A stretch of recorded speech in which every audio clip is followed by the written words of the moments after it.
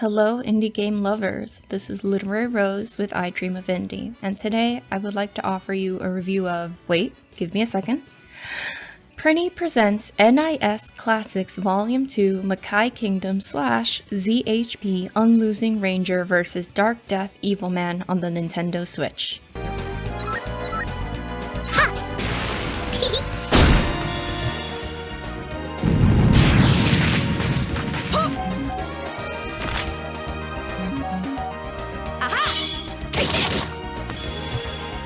Prinny Presents NIS Classics is currently 3 volumes of previously released titles from Nippon Ichi Software. I will be reviewing Volume 2, which contains 2 games, Makai Kingdom Reclaimed and Rebound, and ZHP Unlosing Ranger vs Darkdeath Evilman. Fans of Disgaea may recognize these titles, or at the very least the term Prinny, which is a reoccurring character type from the Disgaea series. While you do not need to have played any of the Disgaea titles in order to enjoy these two, prior knowledge does help in understanding the mechanics and how to best succeed. Let's start with Makai Kingdom.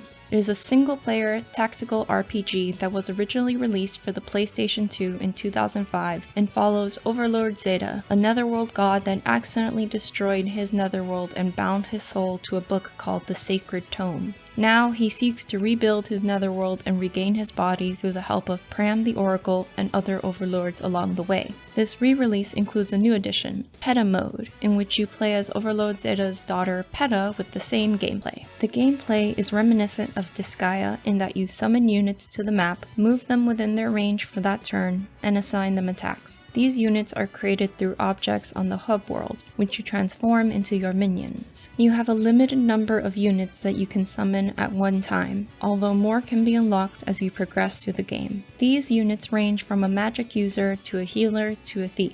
Each specializes in different attacks, which you can unlock by buying the appropriate weapons at the shop in your main hub Netherworld. While these elements are similar, there is one stark difference to a veteran Disgaea player: the movement. I was happily surprised to learn that a beloved friend of mine is a big fan of the Disgaea series, so she was invaluable in understanding and playing this game. She noted that the movement system is not grid-based like in Disgaea, but instead based on a sphere. This style of movement was a bit cumbersome to finesse, especially around the borders of the sphere, and it was a bit messy when trying to figure out if I moved enough to use a particular attack that required my character to be within a certain range. I'm sorry for that word salad, but I'm sure the gameplay illustrates better than my words ever could. When I first played this on my own, I chalked up my discomfort to inexperience. However, after playing with said friend, she agreed that the spherical movement range is messy and hard to use, and nothing like the main series from NIS, which may explain why there was never a Makai Kingdom 2. Combat is what you would expect in a tactical RPG. Put your units on the map, move them towards enemies, gain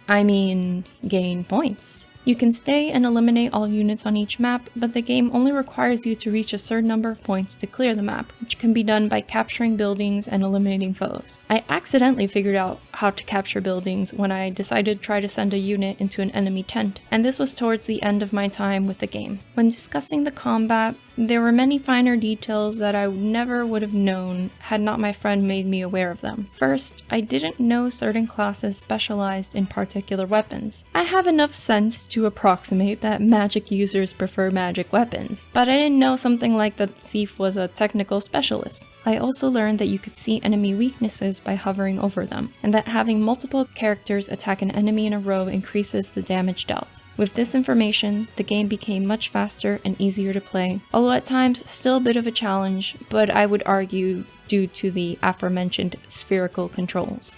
The menus are what you would expect of the time period and from a Japanese game: convoluted. The game does not tutorialize many elements, and navigating the menu is one of them. I found myself reverting to an old school method of gaming: press on everything and see what happens. So that's what I did, going through each menu and trying to figure out what was for what. For the visuals, what you see is what you get. They did not remake any of the graphics as far as I could tell, so you get the blast to the past pixel art with some CG bits mixed in. You play from a top-down perspective with 3D-ish characters on a 2D map, which became very difficult to navigate as you enter combat with units standing on one another. The button to automatically cycle through the nearest units was essential in these cases. And the music?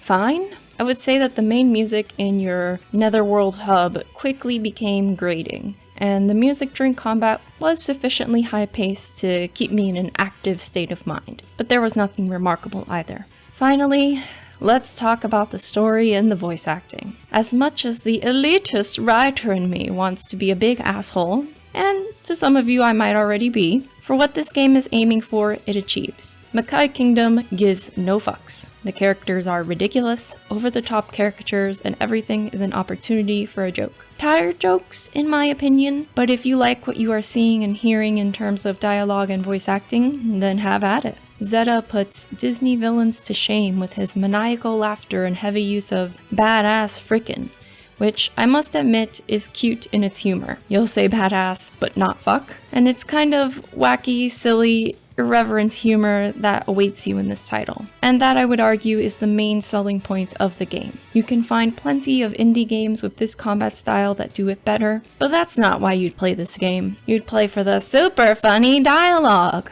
and or nostalgia. Alright, let's talk about the other game in this volume. ZHP Unlosing Ranger vs. Darkdeath Evilman. Are you laughing yet? If so, just like Makai Kingdom, that's the real selling point and reason you would get this game. The hilarity! I will admit that hearing the news broadcaster at the start of the game repeatedly say, Darkdeath Evilman, made me chuckle the first time. But I was imbibing a recreational substance, so that doesn't count. My friend did enjoy a lot of this wordplay, ?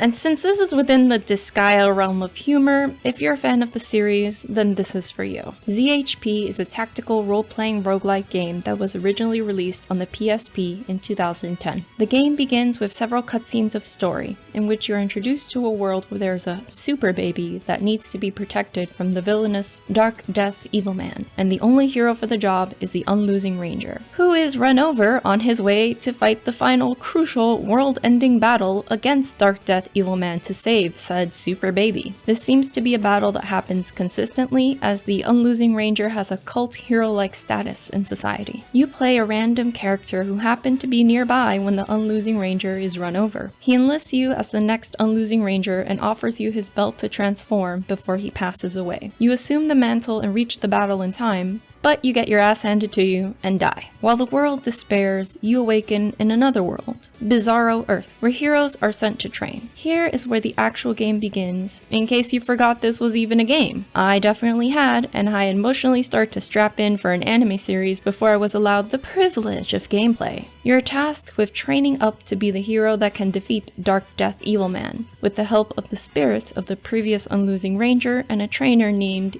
Ranger. We made it to the gameplay! Randomly generated dungeons. Woo! Just kidding.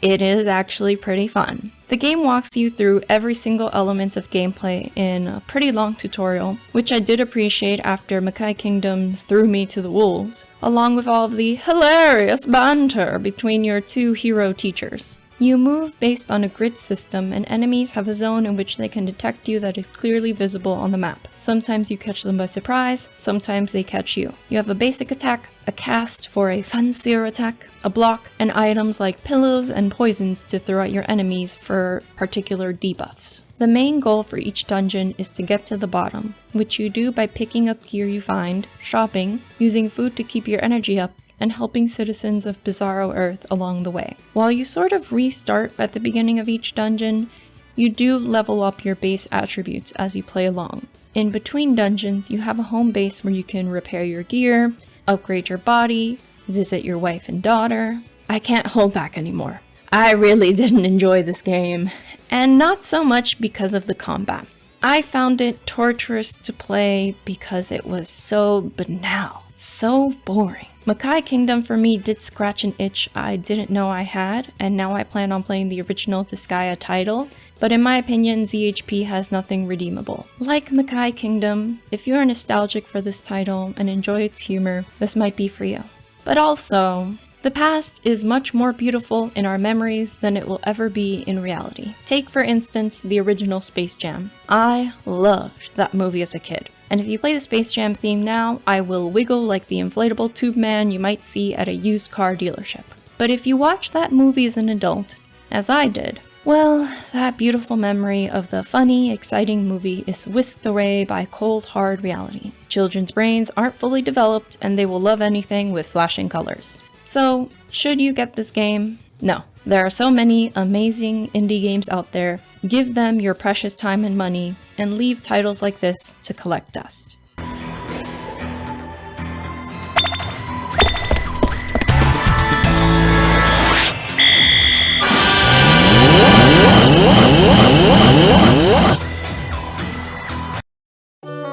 Our content here at I Dream of Indie is only possible thanks to our brave indie warriors and legends that support us through channel memberships. Thank you to Indie Warriors Bill, Christian Cruz, Adriana Amato, CJR, PSC, Julian Colbus, Jesse, Ray Lynn, Marky Mint, Dave Harp, Peekaboo, Lex Noyle, and King of the Hatch. And those brave indie legends are Jen Rose, Larkison, Mitchell Hall, Peach, Skeptism, C-Coil, Nathan Moore, Chris Jackson, Mr. W, Blue Francis 14, The Beefarinis, Business Cody, and Carmen Red. Thank you so much for all that you do for independent developers, publishers, and for I Dream of Indie. Everybody else, head down to the description box below. Let's defeat the gaming echo chamber and bring a voice to the voiceless ones in gaming.